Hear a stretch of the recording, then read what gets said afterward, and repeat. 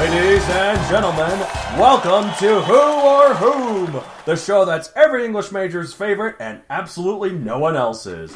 Joining us today is this bright young fellow right here. He's got a bit of a beard, he needs to shave, but he still looks ready to go. It's Matt David! Thank you. Happy to be here. Well, we're happy to have you here. Let's not waste any more time. I'm going to say some sentences with the who or whom blank, and you, David, have to guess who or whom. Are you ready, David? Am I ready? To whom does that concern? Oh, I like your spunk. All right, let's go. Blank would like some pizza. Who? Correct. The best dude ever is blank. Whom? Correct. The teacher blank, I think, is Satan. Who? Correct. Blank, do you believe? Whom? Correct. Blank, should I discuss dinner plans with? Who? Incorrect. Dang it! I was on such a roll. No worries, you can win it back with this final sentence, and if you guess correctly, you win the grand prize. Okay, let's do this! Alright, here it is. To blank.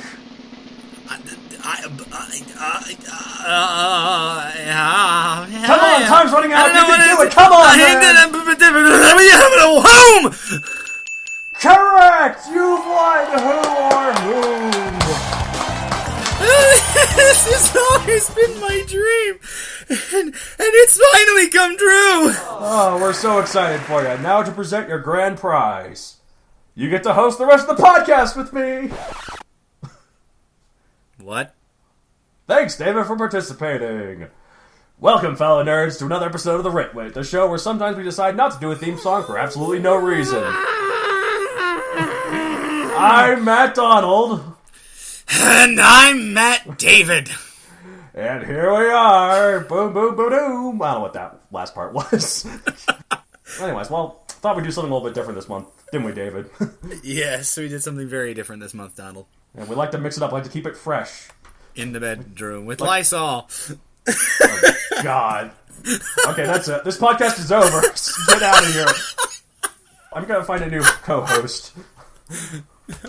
Oh, boy. But we have to finish this one first before we can do anything else. And we like to start with our usual segments. So, we're going to talk a little bit about what will we Do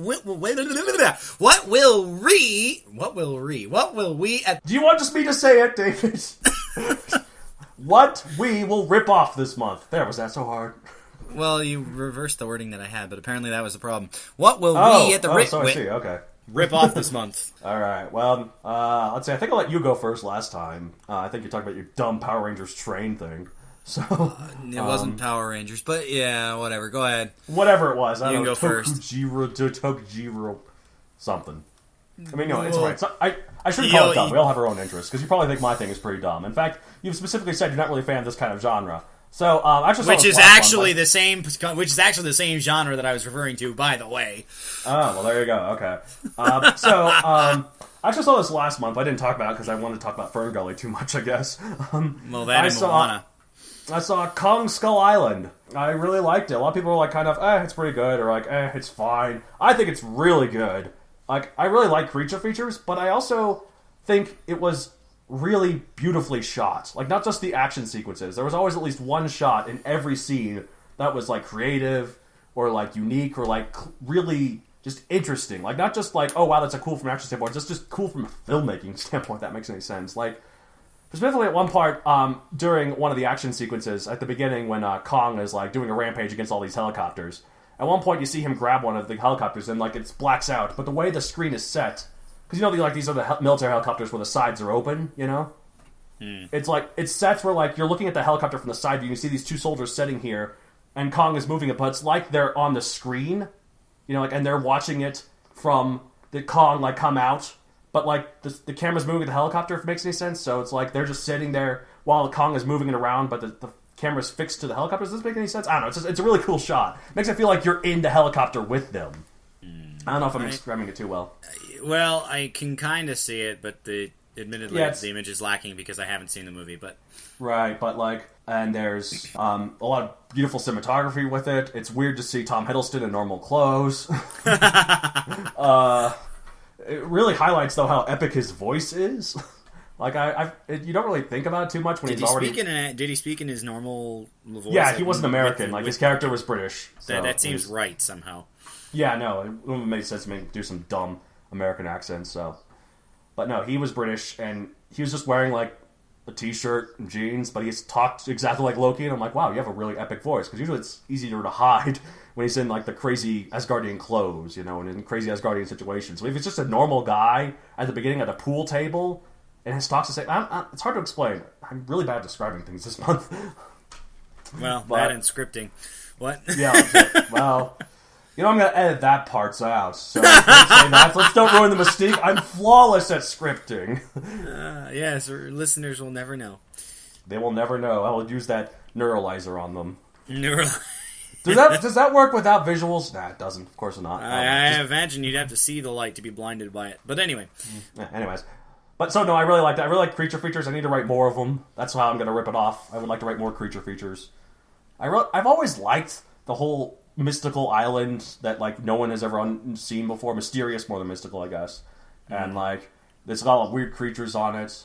And but there's only so many islands in the world, Well, they sort of semi-explain it by it's always surrounded by storms, and also because this is supposed to be tied in with the Godzilla and other sort of stuff. The monster thing. They sort of mention that it's not just an island on its own; it's actually a gateway to a Hollow Earth sort of thing. There's a Hollow Earth theory. So they're turning it into a mix of Jules Verne and Godzilla with King Kong as a headline. I mean, I guess if you have to have a bunch of monsters, you have to hide them somewhere. Well, it's probably not exactly it's probably not like Journey to the Surface. It's probably not like Journey to the Center of the Earth because it's probably not in the core. It's probably closer to just deep in the crust. Speaking of the core, that's a good movie too. I know we talked about it on this podcast. Yeah, didn't you talk about that one? Okay, but unlike the core, let me keep this clear. Unlike the core is a total guilty pleasure. I like it because it's terrible. Let me just clarify that I think Kong Skull Island is genuinely good.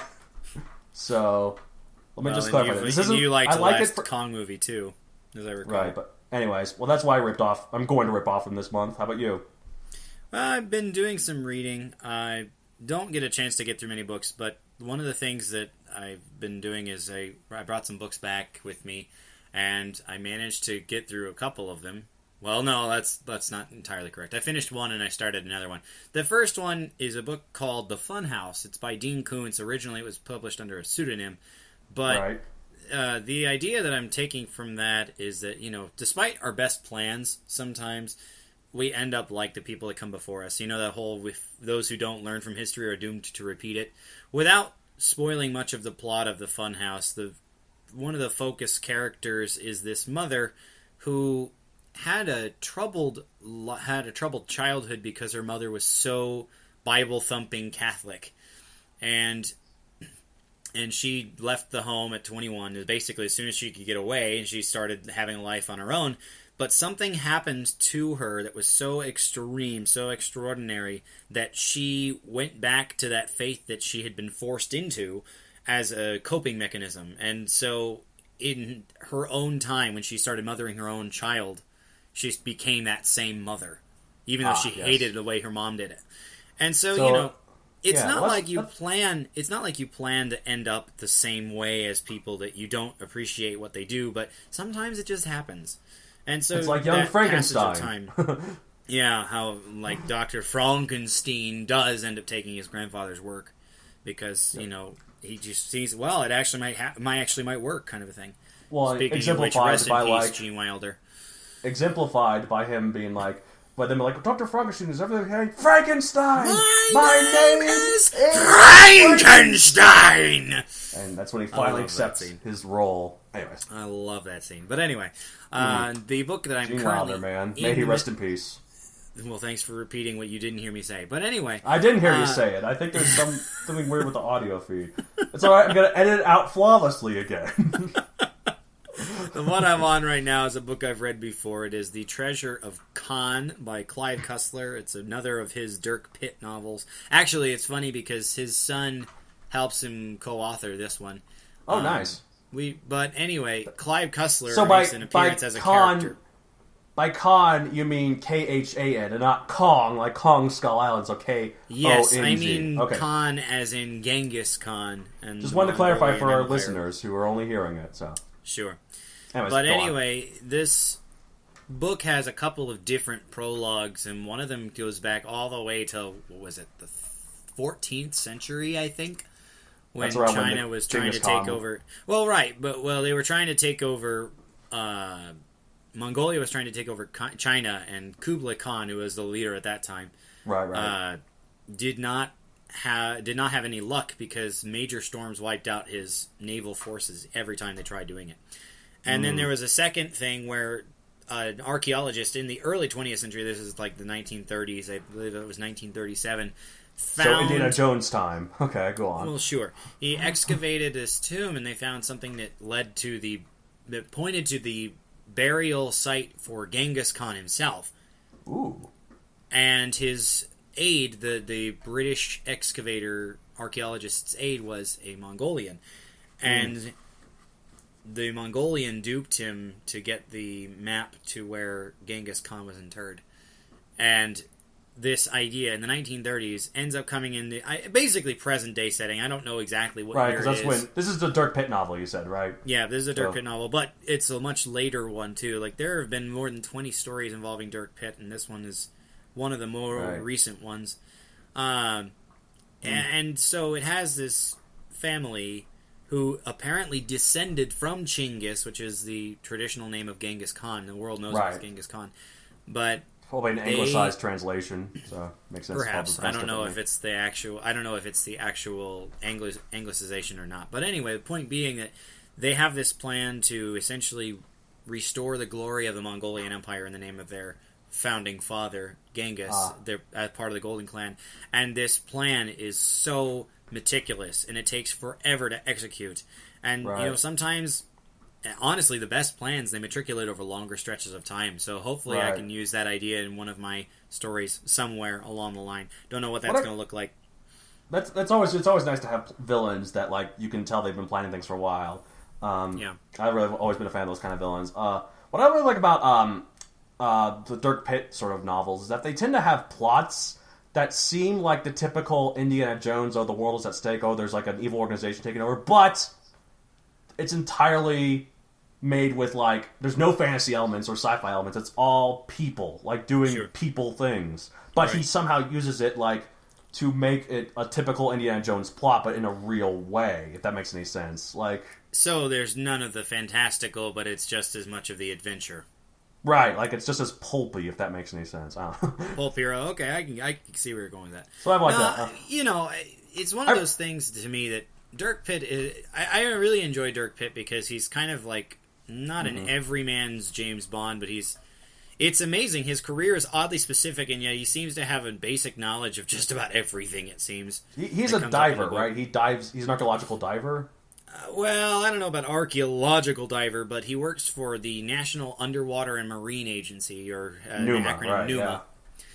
Yeah. I really like the movie Sahara. I know it's not a lot like the book, and Clive Cussler himself doesn't like it, but it's a good movie on its own, I think, anyways. Like, I'm assuming... I've never really read a lot of the books. I'm assuming if Clive Cussler doesn't like it, it's probably nothing like the books. But as a movie, I like it. I don't remember Sahara, the book, particularly, but I have read that one. I think that was actually one of a trilogy... one of a set that they did. But anyway, I liked Clive Cussler stuff for a long time. But I need to move on because we've got other things to talk about, including I got one more thing that I do want to rip off because, I watch a lot of Japanese television, tokusatsu, which kaiju movies are considered that, by the way. Right. We mentioned that last month. I'm never going to get the time correct. Well, it's a bunch of other things that you I'm can going to edit that out, too. Flawlessly. That's the running joke for this episode. I'm going to edit out all the mistakes I make and make it very obvious and then say that I edit it out.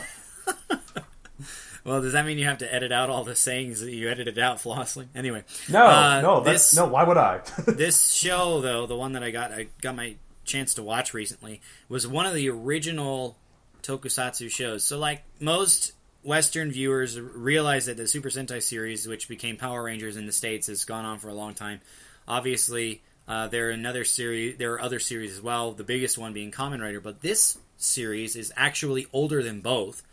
Nice. This show is called Ultraman. It was made by a different company, not Toei. It was made by Tsuburaya, who was very instrumental in getting suit actors to do basically kaiju films.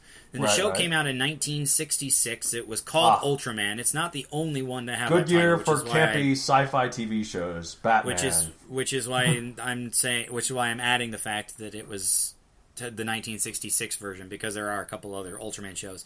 And the idea from this, and I already have a great idea of where to use this thing, but the idea that because there's just this one alien who's happening to save the world. Yeah, I know it's very Superman-esque, but the point being that the government actually is involved. Normally in tokusatsu shows, you see that the police may exist, but they're like basically nerfed. They're so neutered, they totally don't do anything right. But the government is only actually the heroes involved. can save the day. Oh, nice. But the government is actually involved. Like the main group of characters is called the Science Patrol. It's an international organization. They've got a bunch of different branches. Like the main headquarters is in Paris, but they have a branch in Japan and based in the Tokyo area, which of course is where this show takes place. And because it's a governmental thing, they can call in the military if they need to, and they literally try everything in the book before they hope that this alien called Ultraman shows up to save the day. Ultraman, by the way... let them fight. The Ultraman, by the way, is a giant.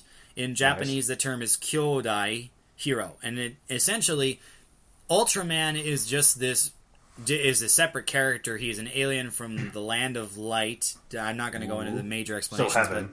Well, it's a distant star, not heaven. But anyway, he's the actually light on the star? giant-sized. All right. Sorry. He's actually giant-sized, and when he comes Did you say he's to Earth Japan-sized? Giant-sized.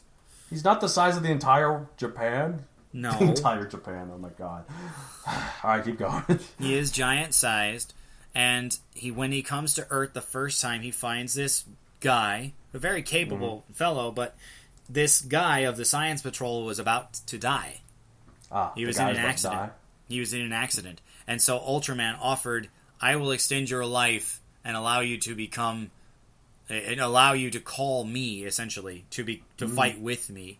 And so, of course, they use that. Nobody ever figures out that it's him, which I find really dumb, because they do work so closely just like together. that other show from 1966, no one finds out that Bruce Wayne is Batman, so... That's true. But, I mean, the idea that there's actually government involvement and they actually do something... I mean, they don't rely on Ultraman. Yes, he comes in to save the day because it inevitably gets too big, but it's not like they expect him to show up and so they just say, nope, we're not doing anything. And I think that's a novel idea. I don't know why nobody's thought of that before, or used it since, but, that's something... They use that. Like, Yep. The Transformers movies do that. Like, the military is very helpful with fighting against the Decepticons in those movies. They team up with the Autobots, so... That's fair. Anyway, I'm sure there's other examples, but... Well, I'm sure there are, but I'm saying in tokusatsu shows where regular people become superheroes, that most of the police are so nerfed, it's like they don't exist. So, speaking of Batman, and speaking of this sort of thing, in the Lego Batman movie, which is also great, they kind of make a running joke that the Commissioner's only job is to flick the switch to the back signal. Oh, They make a running joke about that. And then finally, when the villains block out the bat signal, this one person's like, "Dear gosh, you destroyed the bat signal. You have thought of everything." It's pretty great. Anyways, all right. But anyway, I have figured out a place to use that too, which I'll talk a little bit more about in what we at the Writ Wit have writ. How did you say that correctly? We had such a problem with what will we rip off from this month. Don't know. Don't ask. Just move on. All right. Okay, so I've mainly written more on the Megazoic sequel, which I still will not reveal the name of because the first book is still not out yet. It's really close. So close. But by God, self-publishing is a lot of work. And people might be asking, well, why are you self-publishing? Why don't you go to a publisher? Here's why I'm self-publishing. I think it'll work, but I feel like most publishers will be like, oh, this isn't too much. This is enough like the Hunger Games. Can you add humans? Can you add human teenagers? Can you add romance? It needs to be more like Twilight. It'll only sell if it's more like Twilight. What if it's a human girl falling in love with a dinosaur? I'm assuming it won't be like that, but... Well, considering you were talking about Kong Skull Island, maybe it's appropriate to say Fay Ray falling for King Kong. I mean, Fay Ray's not in this movie. But, She's not. She's not in your book either. Right. They do, although in Kong Skull Island, they do kind of go on that, but not as much as you might think. They kind of more acknowledge it. Brie Larson is in Kong Skull Island, and she's blonde. And at one point, at the very end, Kong has to save her from... okay, spoiler alert. You know, it doesn't matter. You probably knew it was coming. Alright, so the point is that's why I'm self-publishing. I want to avoid publishers being like, this stupid book with dinosaurs and laser guns, there's no way it'll sell because it's not like anything else. I think that's exactly why it will sell, but again, like I said last time, I could be wrong. But well, anyway, you just hope for the best, right? Right.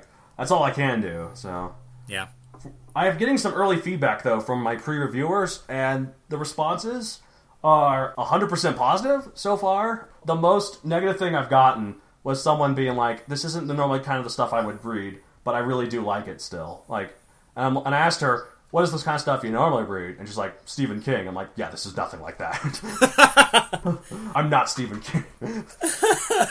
I'm not going to delude myself. No, he is a master. That's maybe I will get somewhere up to his level at some point. His genre is more thriller anyway. So. Right, and he has written a few fantasy stuff, but even that's a little different. It's more dark fantasy. I don't know. But, so yeah, I've got some proof copies come in, and then I always find one issue, so I have to order another proof copy. It takes like a week each time. But hey, at least they only send you one copy, and they don't print the whole thing, and every mistake you made is... well, they do print the whole thing, but I only have them send one proof copy.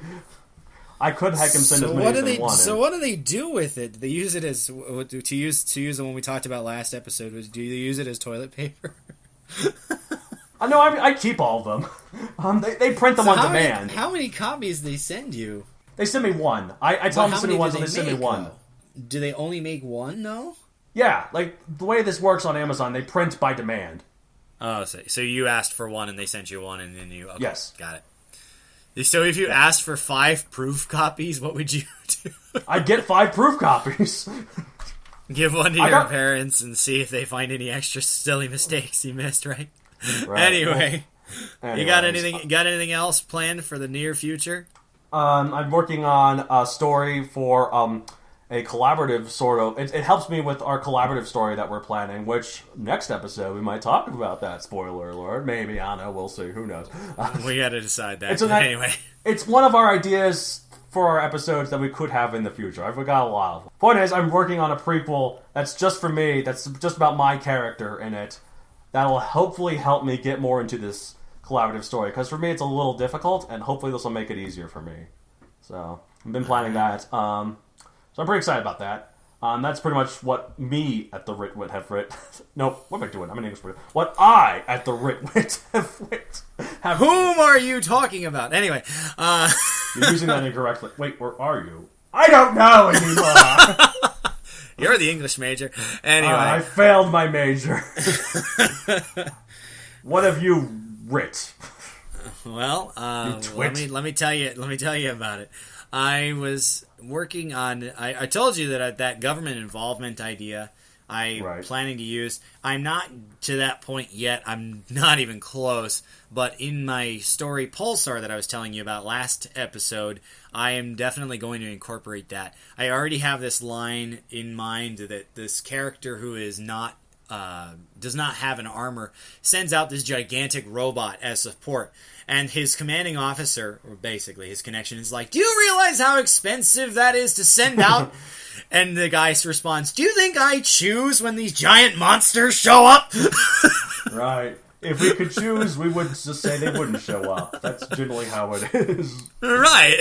And so it's kind of... That exchange has been in my mind. I don't even think I'm going to get to it for like 40 whatever episodes in, but I just love that idea. I always like thinking about whatever little bits of dialogue to add for scenes. I do that all the time in my stories. I do a lot of just random scenes, and sometimes they become scene ideas that I use in a story, and that was one of them. But I'm not nearly ready for that yet. I'm only partway into episode 1. I gotta have the horse. Before I can pull the cart.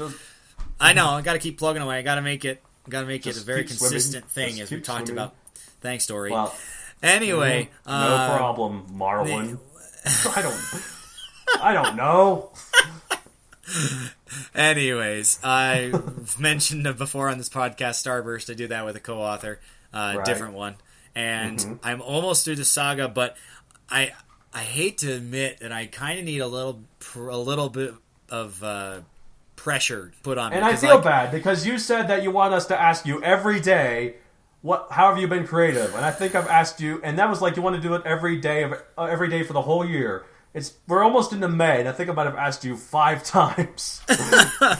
So once per month, basically. The idea is more the thing that it was supposed to keep me honest. To be fair, though, it's one of those things that like I've been excited to write this because we're in the middle of a saga and I want to be done with it, but I just keep making other choices, and that's not on anybody except myself. However, if people are, getting on my case, I'll get to it faster than if I just try and motivate myself to do it. That's a topic for not this podcast. That's like a self-help podcast that we're not making. But anyway, go ahead and pressure me. Go ahead and pressure me, Donald. I would have a lot of stuff to contribute in that episode, in that podcast, because I need help. Wait. Hold on. When you say contribute to a self-help, does that mean, you're contributing your issues or you're contributing advice? Yes, I'm contributing my issues. Now, everyone, please help me. I need it. I'm a wreck. Well, that's a separate podcast. Maybe we have to start a new one. But anyway, we have several podcasts all about our different gripes about life.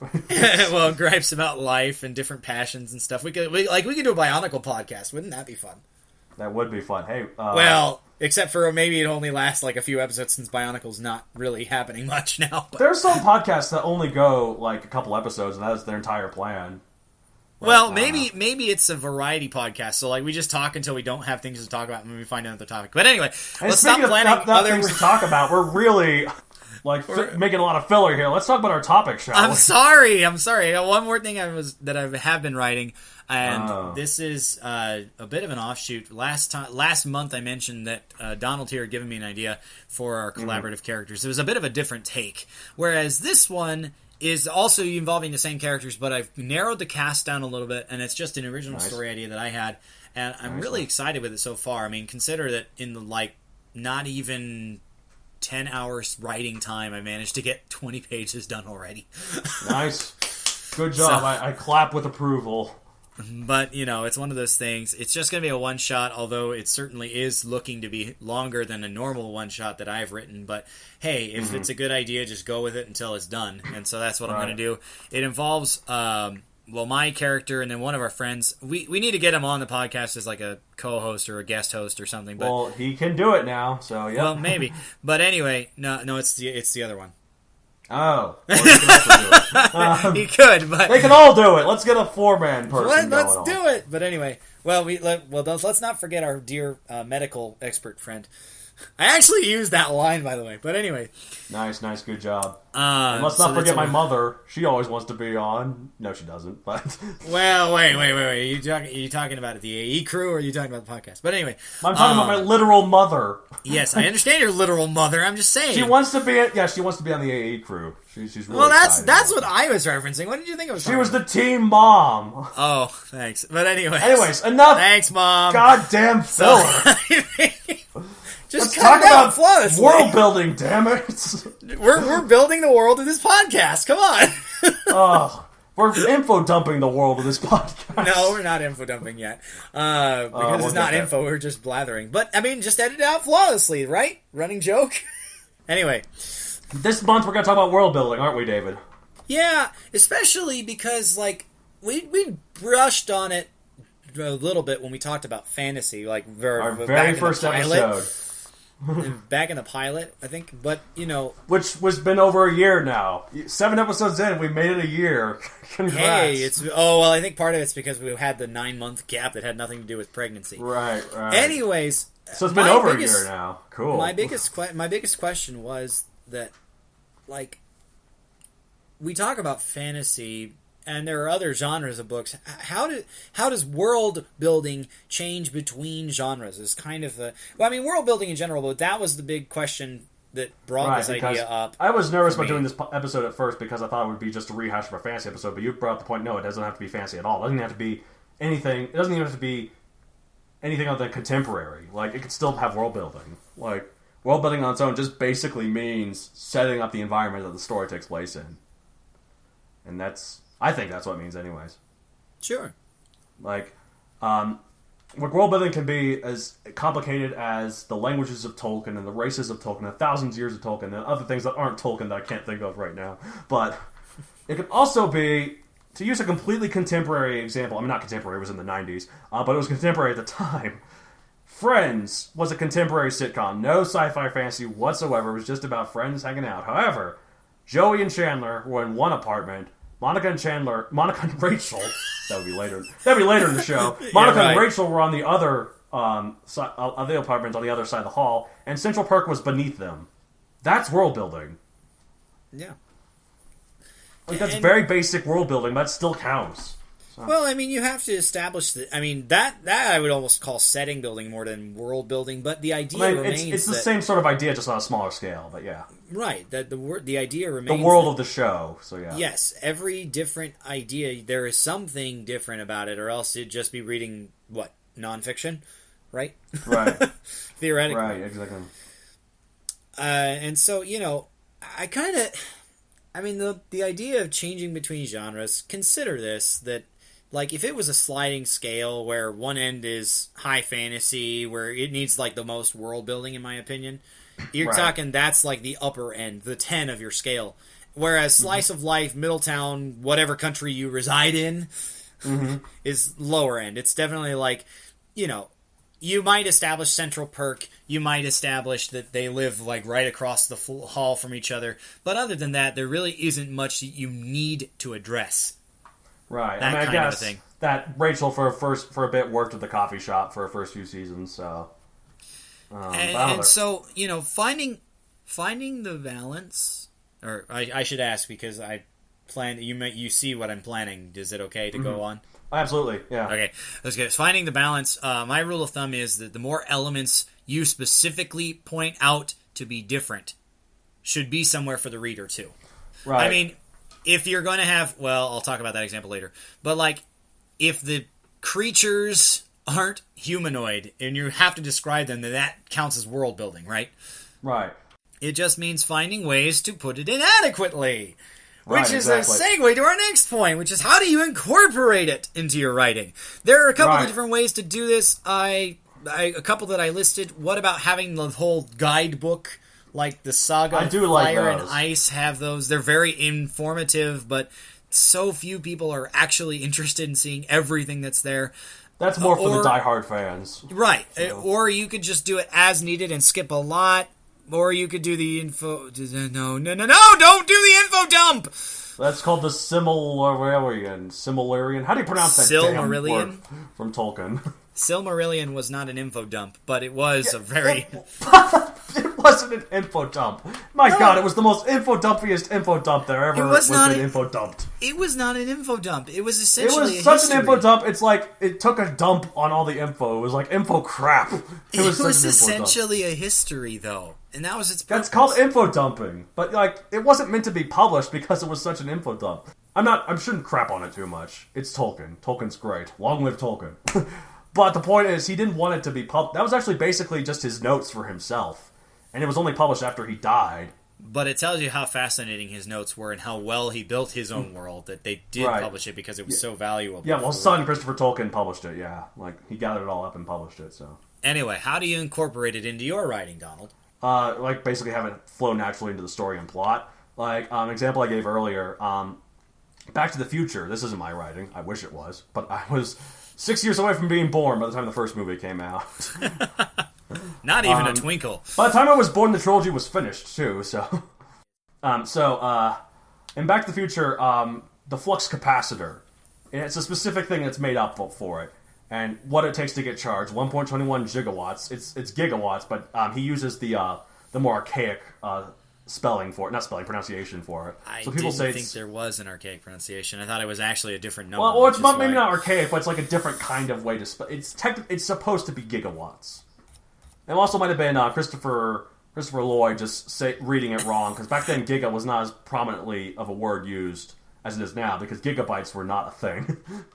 As in terms of how I try to incorporate it, like, I try not to info dump. I try to Like, that was used to be an issue of mine earlier, but, like, basically, if the plot isn't concerned about this, then I don't have to add in. Like, in Megazoic, for instance, people who read it, they might note that there's only Laurasia and the Turanian Kingdom. I mentioned a few other places, but the story never leaves Laurasia and the Turanian Kingdom. Thus, you have no need to actually address the other places that exist. Right, like, that's what I did. So that's why, because, I have no need at the time. Now, whether I'll do it later, I don't want to reveal that now, but... Spoilers! Minor spoilers. Well, and I think what you're trying to say is that you have to leave it open to use, but if you don't use it, you don't need to tell everybody. Right, I think so. Is that fair? Yeah, it's fair. Like, and there's a little bit more info on my website, which you can go at MatthewDonaldCreator.com. Ding! That was me cheap winking. Plug, yeah. No, but, like, do you have... So, for those things that you need to know but they don't, do you have a document kind of thing? Oh, absolutely. Absolutely. Like, I have a document. It's more for characters, but it's also for a little bit of world building, too. Like, and also kind of it fits into that hand-in-hand sometimes. Like... obviously, they're the ones acting in the world, right? So your characters can help you do the world building. Right, so if you have your characters built, then that does a little bit of flesh out the world around them. Right. But, the character's backstory could count as sort of world building. I don't know. Yeah. I tend to have separate... I tend to have, quote-unquote, separate documents. Like, things that I will, plan for... Maybe I don't end up using the plans, but, like, for example, in my Ranger Fix the Character Bio thing, sometimes I stick to them, sometimes I definitely don't, and hopefully I edit them to make them match more. But it's not something that happens in the actual story itself. Mm-hmm. I may reference story events that I'm planning to get to, have done, etc., but you don't need to regurgitate that in your narrative, right? Mm-hmm. No, absolutely not. As for me, I answer my question with a question. How much of it can be stated in dialogue? Make sure it's not too awkward, like... As you know, when our world, when we hold our right hand up, that means we vote yes. If we hold our left hand up, that means we vote no. Now, you know this character that's in this world, but I'm stating it anyways. Can you let me finish my thing here? Not necessarily just banter, but that way you don't have to rely on narration to explain it all, which of course gets away from the info dumping that we despise. For example...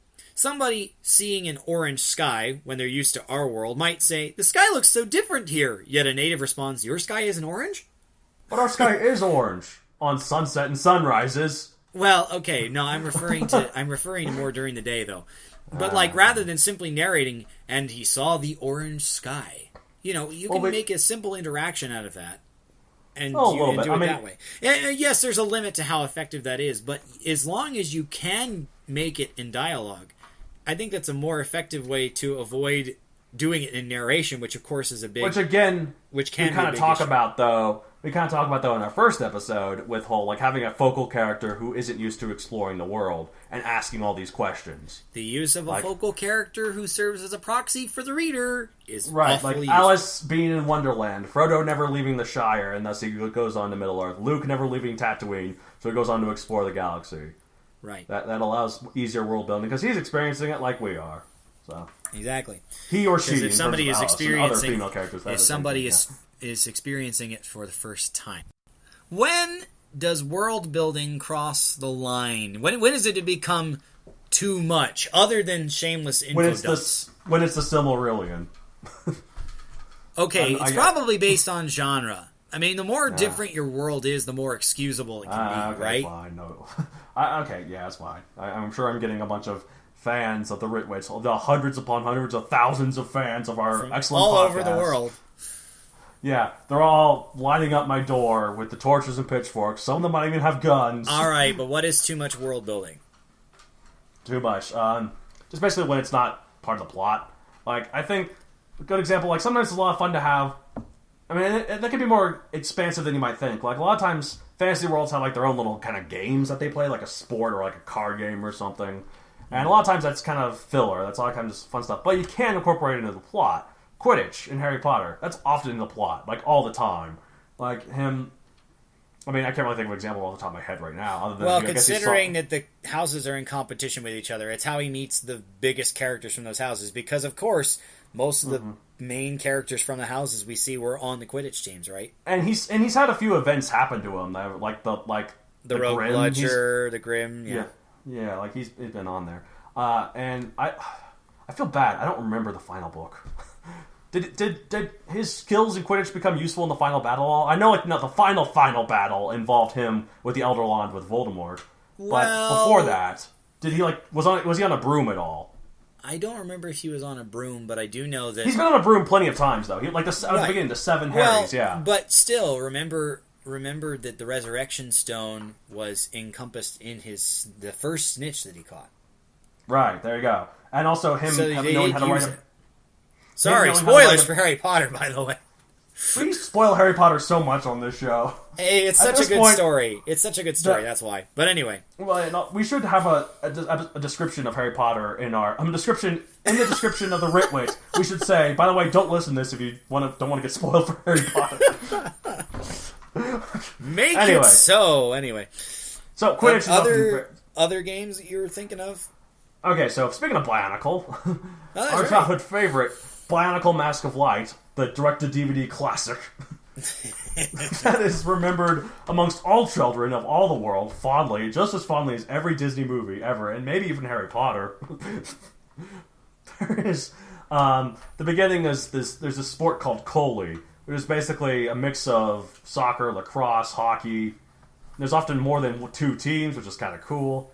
I hear there's a really good game that someone made of it called Extreme Coley. That's a joke that no one's going to get, but... Hey, I'm going to keep it in. Because... Fine, I'll let you keep it in. Hurry up, make your point. Alright, so the point is, they play a game with it at the beginning, and at first it just seems like, it's just kind of cool, it's world building. However, at the end, of course, the Mask of Light, the titular Mask of Light, is revealed, and his skills in it Do you mean the toe of light? Well, the mask... Well, yeah, but, he's wearing the mask. He is not the mask. But I know, but the point is, the Mask of Light, it was in his pack during the game. When they bowed at the end, it fell out, remember? Anyways, so, also, his skills that he uses during it end up being useful in the final battle with the villain Makuta. And it also shows his insecurity. He messes up a move, and he really kicks himself for it, and that's an arc that he has to overcome throughout the entire movie. So... Sure. It is important. There is stuff. It's not just for world building.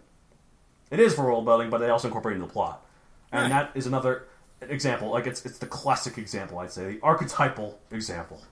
Well, you say that because you're biased for BIONICLE. I love BIONICLE. If I could, I would marry BIONICLE. Not just any of the characters, just the whole concept of BIONICLE. I'd marry it. Thus evidenced by how many fanfictions we tried writing collectively between us. Metru Maze. Well, you did a couple others, too. I did a couple others as well. Trying to turn... Hideaki Krekka's Court of Law. Trying to turn... Krekka's Court of Law. I have to admit, though, the idea for Matoran Acapella was really well received. I just never wrote the thing. BIONICLE Park Tycoon. And what was our what listeners was the are one so that I did? confused right now. What was the one I did where I tried combining BIONICLE with Power Rangers? That was interesting. BIONICLE Rangers. I don't know if that's what it was called. I think it was called Noble Nuva. No. That was a separate story. No, that was a thing we did. That was a separate story. All right. Anyways, we've lost all our audience now at this point. They're like, okay, they're talking nonsense now. So let's move on. So shall we? For me, I think too much. When you look at a really good story, when you look at a really good movie, when you look at a really good book, every scene has something to contribute, and it's more than just fluff. It's more than zero, unlike a lot of our podcast material right now. But oh my god! Don't forget that the best stories don't waste anything. Mm-hmm. If there's a way to tie it in, if there's a way to tie out this world building piece into your narrative and it enhances the story, then that's a superb reason to put it in. Not an excuse to detract from your tale to build the world around it. If you're taking an hiatus from the story just to explain something about the world, it might be too much. Again, I think it depends on what genre you're in. If you're talking high fantasy and the world is supposed to be really different than the world we know, then yeah, it's a little bit more excusable. If you're in a detective novel, then it has really no purpose. Although, again, speaking of detectives, it's world building that Sherlock Holmes is on 221 Baker Street, B. 221B Baker Street, right? It's not. That's world building, right? It's not 221. It's 13. But anyway. Okay, again, all the Holmesian fans are going to crucify me. Okay. Anyway. Add it to the list of the people that are just at my door. Point being that you can make a world, but you should not take away from what you're trying to do, which is make a story, right? Mm-hmm. If it enhances your narrative, if you can include it in the plot, if you can include it in dialogue, then hey, we don't have a problem with it. In fact, do it because it helps your readers understand what you're trying to build. But if it gets away from that, if it becomes extraneous, then I think it becomes too much. Even if you're on the high end of a slider, where high fantasy is one end and Middletown slice of life is the low end. Right. And my tip is this. You need to know, even if your audience never sees it, particularly if it's going to play a role. Like, before you get to the sequel of Megazoic, you already know about some of those other countries that you may explore. Right. The reader doesn't see that in the first book, but they see it when it becomes relevant, right? If it becomes relevant. Of course, it might not. I could stay in Laurasian Kingdom forever. Laurasian Kingdom. I don't know the Laurasian Empire forever. I don't know my own writing. Okay, I'm going to crucify myself now. Okay, point being that you're, Also, speaking of which, I just Googled it. It is 221B Baker Street. What? They're going to crucify you! Well, I just read The Adventures of Sherlock Holmes, and that was the number that came up was 13 Baker Street. What? No. Everyone thing I'm having here is 221B Baker Street. I can't say that I'm an expert without looking, so... Okay, that's what I say to all the fans that want to crucify me. 10880 Malibu Point. Come at me, bro. Iron Man 3 reference. Yeah, I got that reference. Thank you. But anyways... the guidebook thing, for your most dedicated fans, those peeks behind the curtain can be very rewarding. Right. Like Donald mentioned, he had the character quirks thing. Maybe it's not something he puts in the story, but maybe if he gave it to the forum that we have that he created, maybe those fans would really appreciate seeing those things, even if they don't impact the story. That's why the guidebook I think it's nice to come up with a bunch of character quirks that would be in the story, that would not be in the story, but you don't plan on being in the story. But I've always found little ways to incorporate them anyways, though.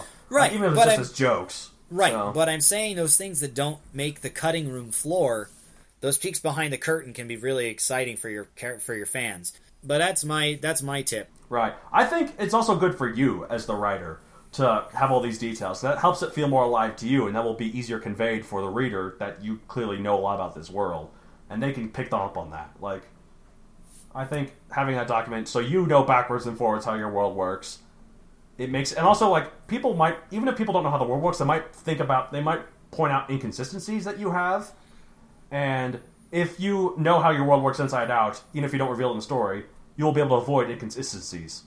So, see what I'm saying? There are little ways that the reader can pick up on the fact that you know the world inside out, and they can appreciate that. It makes them feel more alive for you and for them.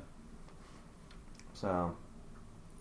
That's fair. Speaking of friends, it really bothered me that in the first season, Joey and Chandler were in apartment 6, I think, and then Monica and Rachel were in apartment 7. But halfway through the second season, for no reason whatsoever, they switched from 20 to 21. I mean, I guess they're on the second floor, so it makes more sense. But 20 to 21 from 6 and 7. Right, but they say their rooms are the same, but their numbers on their doors changed. I don't know. Well, I guess if there are only 4 rooms on the first floor or whatever, the 2021. I can't speak to it. But anyway, inconsistency though. I noticed that because they didn't think it out. So yeah, don't be that. Editors. I mean, don't be like Friends. It's only the most successful sitcom of all time, pretty much. So don't be like that. I think that fans of Cheers and quite a few other shows would love to argue with you on that. But Big Bang Theory is going to go on longer now. It's on the 10th season, and they got plans for more. Friends only lasted for 10 seasons. Big Bang Theory is going to last for longer now. Well, again, you get a lot of people of different shows that would love to argue with you about the most successful thus far. Anyways. Do we have anything else to add about world building? We've built our freaking podcast world enough, I think. No, I don't think we've built it enough. Hold on. Don't think we've built it enough. All right, what do you need? Okay, do you need a hammer and nails? No, okay, let's see. I'm trying to think. Because that's all my notes. But let me see if there's any things I can think of. Yeah, having an encyclopedia is good, even not for other people, just for you, I think, as well. Helps you flesh it out for you more. You could come up with ideas for your world as you're writing the encyclopedia, because it gives you more of a chance to world build, and you can incorporate that into the story. If you can incorporate it. That can work for any kind of story. It's easier for fantasy and sci-fi, but you can do it in, other stories as well. Don't be afraid to info dump a little bit and then get rid of it later, I think. Editing is always important. If it's easier for you to world build through the actual writing the story, then you can probably info dump, and then when you're editing the story later, just get rid of that. Or, trim it down. Sure. I think that's a good thing. Other than that, also, you don't have to listen to any of us. I mean, we may be better than you at writing. That is true. As one of our podcast catchphrases is. But we also just write however you want. We can't control you. We can't make you do anything. We appreciate listening to this podcast, though. We don't want to make you do anything. The thing that we do want to recommend is that instead of using a ton of info in one place, try and pepper it throughout the story. Don't do it all in one spot. If you do it all in one spot, it might be valuable, but it's so gosh darn annoying. Okay, I got a tip. If you do it all in one spot, don't do it at the beginning. That was an easy way to lose people. If you spend a prologue setting up the world of a story that the reader does not care about yet, they'll just skip it. Heck no, you got to get their attention first. And then if you keep their attention, you've earned the right to tell them about your world and how different it is. Or maybe just make sure, give them more of the story before world building. Just don't open with world building. People don't usually care. In looking at your notes, there are some specific characters that you wanted to mention. Do you want to talk about that? Oh, yeah. So, for Megazoic, the Psi Squad are this group of characters that are very important in the book. I don't really mention it a lot in the story, but each one of them has a backstory. Each one of them has a background, and each one of them has quirks, and each one of them has certain places where they're from and where why they are what they are. Except for a few brief mentions and jokes, I don't really get into detail of their whole backstories. So it's just it's good for me. It helps me kind of flesh them out more, and I do that for all my characters too. So. But the Psi Squad is especially important because they're kind of a group, and they also hang out with the main characters a lot. I do a lot with several of the main characters as well. And some I get into more than others. This character named Quinn, her backstory is eventually revealed in sort of passing, near the end, and it just kind of defines her as a character. Don't want to spoil it, because even though it's in the book... I want you to read the book, right? Yeah, please read the book. At this point, though, you might even have to read the book after listening.